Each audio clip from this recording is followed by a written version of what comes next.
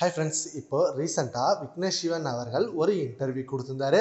அந்த இன்டர்வியூவில் தனுஷ் அவர்களுக்கும் உங்களுக்கும் அப்படி என்ன பிரச்சனை அப்படின்னு கேட்டதுக்கு அதுக்கு என்ன பிரச்சனை நடந்ததோ அதை சொல்லியிருந்தாரு. அண்ட் அதுதான் சோஷியல் மீடியாவில் செம வைரலாக போயிட்டு இருக்கு.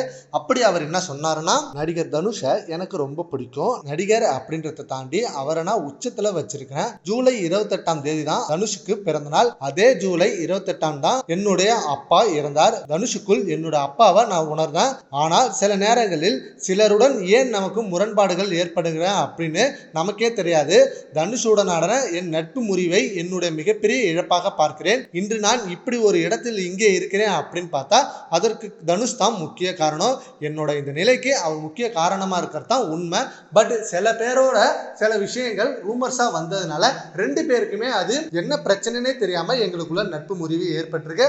ஆனா அது சீக்கிரமே ஃபிக்ஸ் பண்ணக்கூடியதான். கண்டிப்பா அந்த ப்ராப்ளம் ஃபிக்ஸ் ஆகி நாங்க ரெண்டு பேரும் திரும்ப ஒன்னா படம் எடுப்போம் அப்படின்னு சொன்ன விஷயம் சோசியல் மீடியால செம்ம பரபரப்பா பேசப்பட்டு வருது.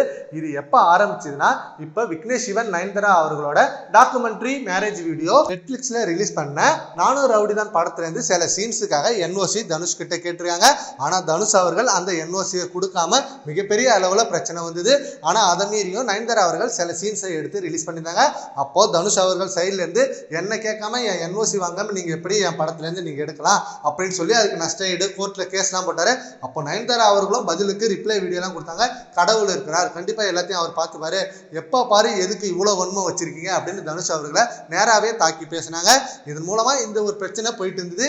இப்போ வெளிப்படையாவே விக்னேஷ் சிவன் என்ன பிரச்சனைனே அது எங்களுக்கு தெரியல, ஆனா அது ஒரு பிரச்சனையா பல பேரால கன்வே பண்ணி அது ஒரு நட்பு முறிவாவே போயிடுச்சு அப்படின்னு சொல்லியிருக்காரு. பட் இது நயன்தாராக்கு தெரிஞ்சா மிகப்பெரிய அளவுல இஷ்யூ ஆகும். ஏன்னா என்ன அவர் தப்பா சொன்னாரு, நீ எப்படி அவரை பத்தி நல்லதா சொல்லலாம் அப்படின்னு விக்னேஷ் சிவன் கூட சண்டை போடுவாரு அப்படின்ற மாதிரி செம்மையான மீம்ஸ் ட்ரோல்லாம் வந்துட்டு இருக்கு. சரி, ஓகே ஃப்ரெண்ட்ஸ், விக்னேஷ் சிவன் சொன்னதை பத்தி உங்க ஒப்பீனியனை நம்ம கான்வர்ஸ்ல கமெண்ட் பண்ணுங்க. Thank you friends.